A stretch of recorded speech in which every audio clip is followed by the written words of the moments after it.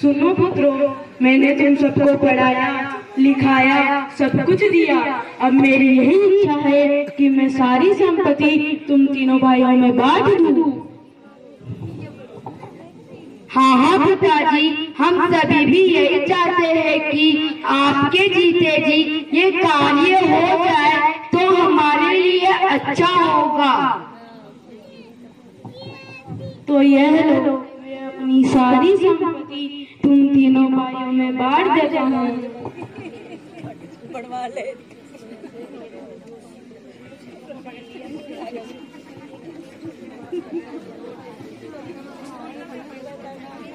एक दिन सभी पुत्रों को उनका हिस्सा दे दिया, लेकिन क्या हुआ, बिना मेहनत करने से सभी पुत्र आलसी हो गए।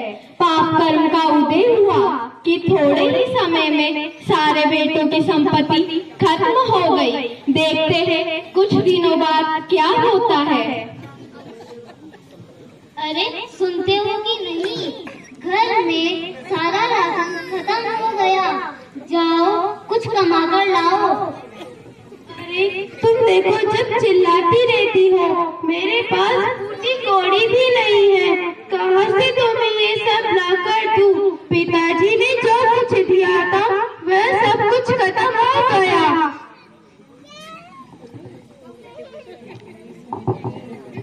सुनो जी, शादी करके तो मुझे ले आए, लेकिन बच्चों के पहनने के कपड़े नहीं है। दिन भर बाप की कमाई खाते हो, कुछ मेहनत करो तो मालूम पड़े। मैंने कितनी बार कहा है तुमसे, मेरा दिमाग खराब मत करो। मेरे पास एक खोटा पैसा भी नहीं है। कहाँ से लाऊं बच्चों के पहनने के कपड़े? मुझे दान करना नहीं आता। अजी मैं तो सुन के तंग आ गई हूँ। अपने पड़ोसी को देखो, कितना अच्छा बंगला मोटर कार है। ना मालूम हमारे नसीब में कब होगा ये सब। तुम मेरे से क्यों खा रही हो? पड़ोसी के पास सब कुछ है, मेरे पास कुछ भी नहीं। और मैं तुम्हें ये सब दे भी तो नहीं सकता। मेहनत मजदूरी करना मेरे बस की बात नहीं।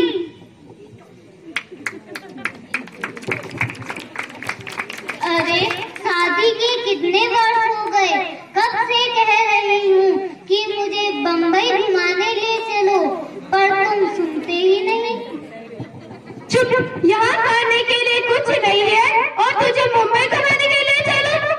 बड़े ऊंचे कौन है महारानी के?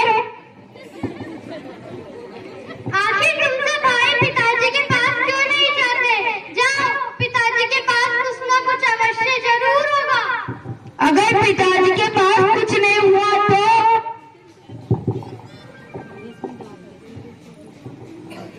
अगर कुछ नहीं हुआ तो पिताजी को बाजार में भेज देंगे। अरे ये तुम क्या कह रही हो?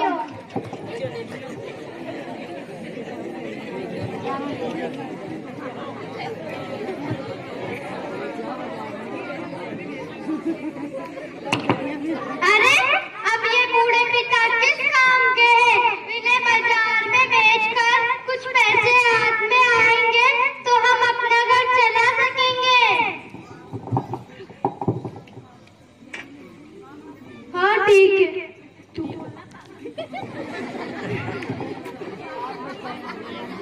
हाँ चलो पिताजी के पास चले।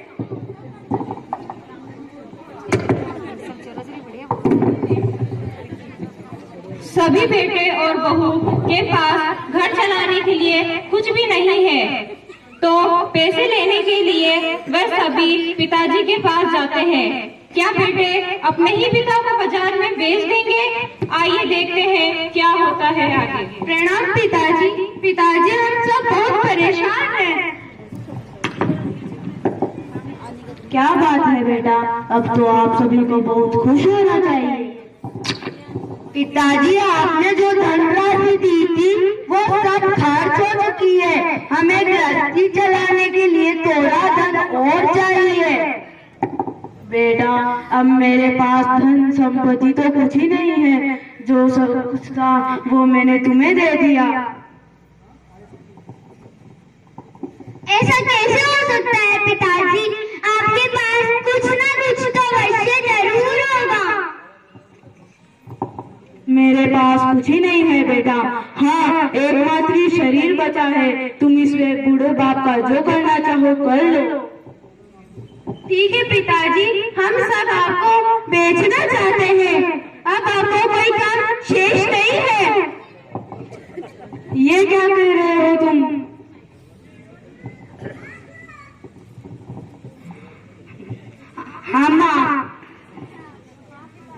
हाँ पिताजी, हम सब हाँ, जो भी आपको खरीदेगा वह आपको खाना पीना भी देगा, साथ ही में हमें कुछ भी मिल जाएगा।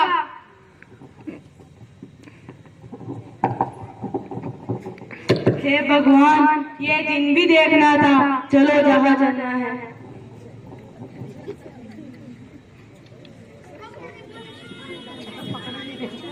देखिए, इस स्वार्थी संसार को अपने ही पिता को बेचने के लिए बेटे बाजार तक पहुंच गए और कीमत रखी 4000 रुपए। सभी पूछकर चले जाते हैं, लेकिन कोई उन्हें 4 पैसे में भी नहीं खरीदता है। तभी उस नगर के राजा ने घोषणा की, अगर कोई सामान शाम तक नहीं बिकेगा तो वह राजा खरीद लेगा। देखिए आगे क्या होता है। हो दुनिया पैसे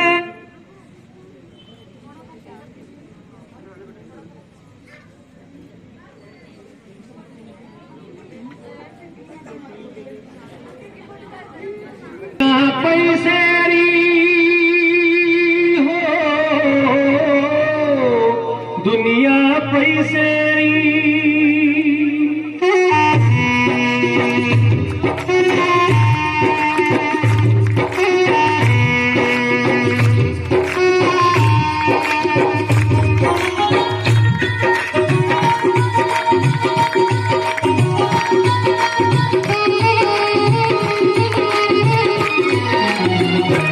दुनिया पैसेरी पुजारी, पूजा करते नर और नारी, जग में पाप कमावे भारी। माया पैसेरी हो, माया पैसेरी हो, माया पैसेरी।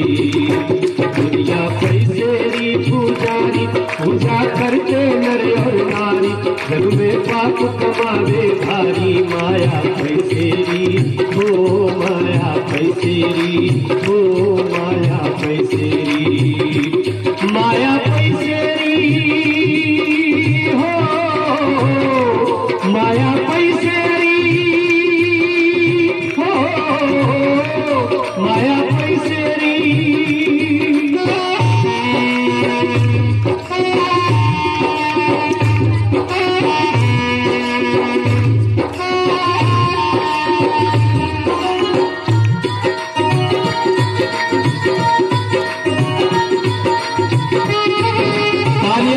तालियां बजाइए। कैसा बाप को प्यारा हो, कैसा माँ बाप को प्यारा, नहीं तो बेटा लगता खाना। कैसे है ये तो आवारा माया पैसेरी, कहते हैं ये तो आवारा माया पैसेरी। दुनिया पैसेरी पुजारी, पूजा करते नर और नारी, जग में पाप कमावे भारी। माया पैसेरी हो, माया पैसेरी हो, माया। बेटो ने वाकई में सेठ जी को बाजार में बेचने के लिए लाए हैं। क्या सेठ जी वाकई में बिक जाएंगे? क्या सेठ जी को कोई खरीदने वाला मिल जाएगा? तो आइए देखते हैं इस नाटक स्वार्थ का संसार। लो, जो भी धर्म प्रेमी बंधु माता बहने इन बच्चों के कार्यक्रम को देख करके प्रशंसित जो भी दान राशि देना चाहिए।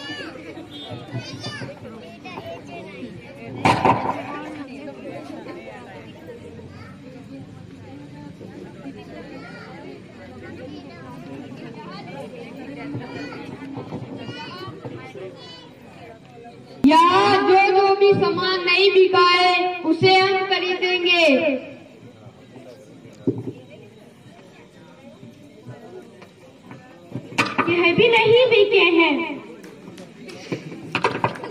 इसकी कीमत है 4000 रुपए।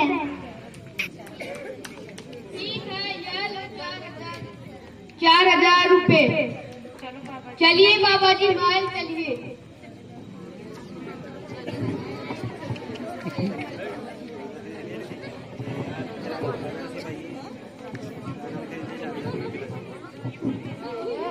हमारे सामान भी नहीं बिके हैं। तो ठीक है, आप सभी भी अपना अपना सामान लेकर महल आ जाइए।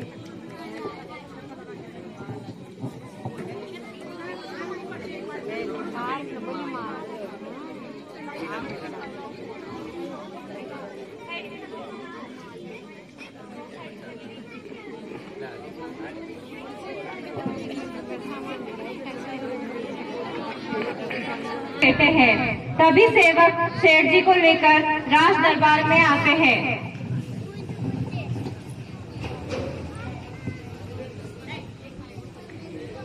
अरे सैनिक, क्या बात है, इन्हें यहाँ क्यों लाए हो? महाराज की जय हो। महाराज, आज बाजार में इन्हीं के बेटों ने इनको बेचा है कि ऐसा जमाना आ गया है। देखो, तुम इन बाबा जी की अच्छे से देखभाल करना, इन्हें कहीं कोई तकलीफ नहीं होनी चाहिए। जो आज्ञा महाराज। बाबा जी आइए, स्थान ग्रहण कीजिए।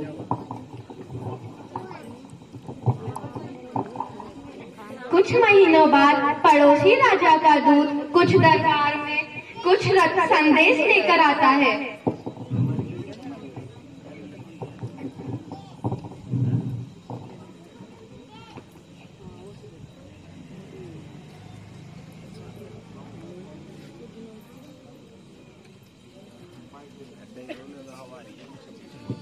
महाराज की जय हो। महाराज, हमारे राजा ने आपके लिए 4 प्रश्न भेजे हैं और इस प्रकार कहा है कि यदि आप इन प्रश्नों के उत्तर दे पाए तो वह अपना राज्य आपको सौंप देंगे। हाँ दूत, परंतु पहले प्रश्न तो बताओ। इस प्रकार भी कहा था कि यदि आप इन प्रश्नों के उत्तर नहीं दे पाए तो वह आपसे आपका राज्य छीन लेंगे। हाँ, हम अपनी तरफ से पूरी कोशिश करेंगे कि आपके प्रश्नों के उत्तर दे पाए, परंतु पहले प्रश्न तो बताइए। तो सुनिए, पहला प्रश्न है, यहाँ भी है और वहाँ भी है। दूसरा प्रश्न है, यहाँ है वहाँ नहीं। तीसरा प्रश्न है, वहाँ है यहाँ नहीं। और चौथा प्रश्न है, यहाँ भी नहीं और वहाँ भी नहीं। अरे, ये कैसे प्रश्न है? इनका तो कोई मतलब ही नहीं निकलता। राजन, मैं आपके प्रश्न के उत्तर का इंतजार करूंगा। जय हो, महाराज की जय हो। अरे मंत्री जी, क्या आपको इन प्रश्नों के उत्तर मालूम है? नहीं नहीं महाराज, हमें तो ये प्रश्न ही समझ नहीं आए। महाराज, लगता है आप ये प्रश्न सुनकर चिंतित हो गए हैं।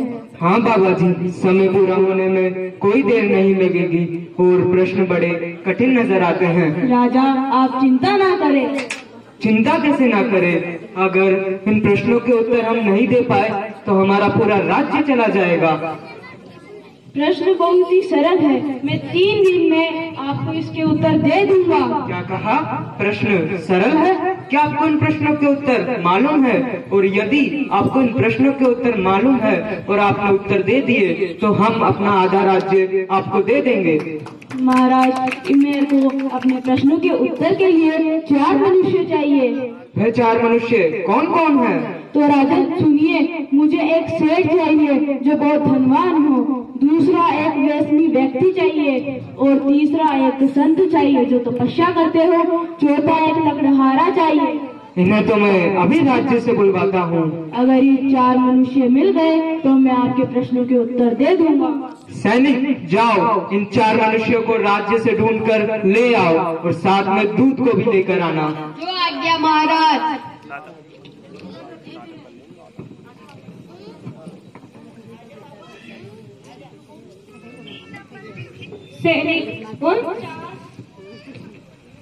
सैनिक उन 4 व्यक्तियों की तलाश में नगर में जाते हैं।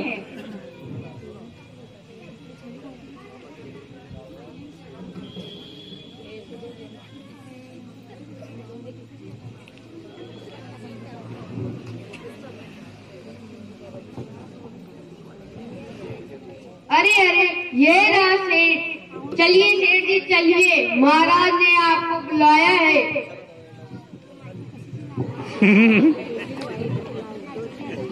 अरे अरे, मुझे कहाँ लेके जा रहे हो? अरे अरे, मुझे तो अभी अनाथ आश्रम और अस्पताल जाना है।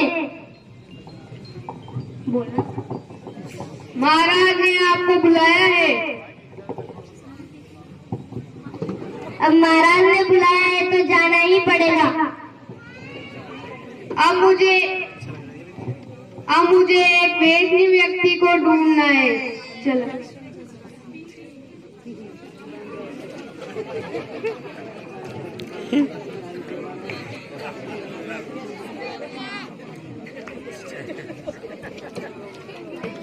अरे अरे, ये रहा वेश्नी व्यक्ति। चलिए, महाराज ने आपको बुलाया है। अरे मुझे छोड़ो, मुझे कहाँ ले जा रहे हो? कन्हैया है। महाराज ने आपको बुलाया है। अब मुझे एक संत बाबा को ढूंढना है।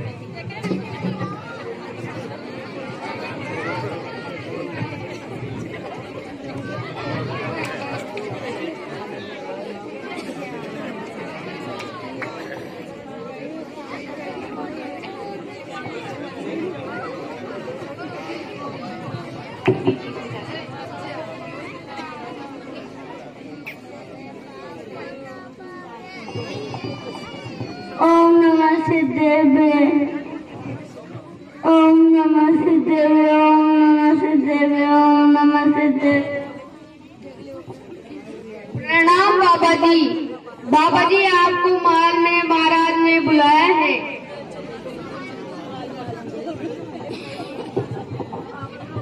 हम जंगल में रहने वाले महाराज के मदरसे में क्या था? ओम नमः सिद्धेभ्य, ओम नमः सिद्धेभ्य।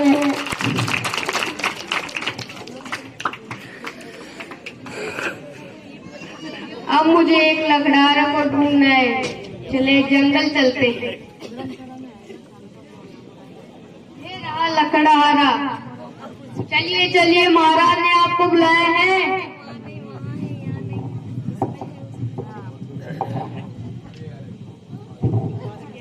अरे मैंने कोई अपराध नहीं किया, मुझे क्यों पकड़ रहे हो? अगर मैं कुछ कमाऊंगा नहीं तो मेरे घर का चूल्हा कैसे जलेगा? महाराज ने आपको बुलाया है।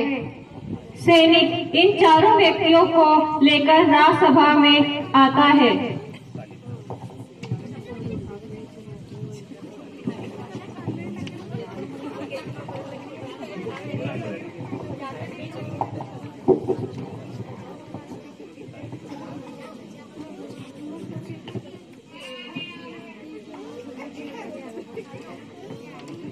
महाराज की जय हो। महाराज, हमें आपने यहाँ क्यों बुलाया है? आप सभी मेरे उत्तर है।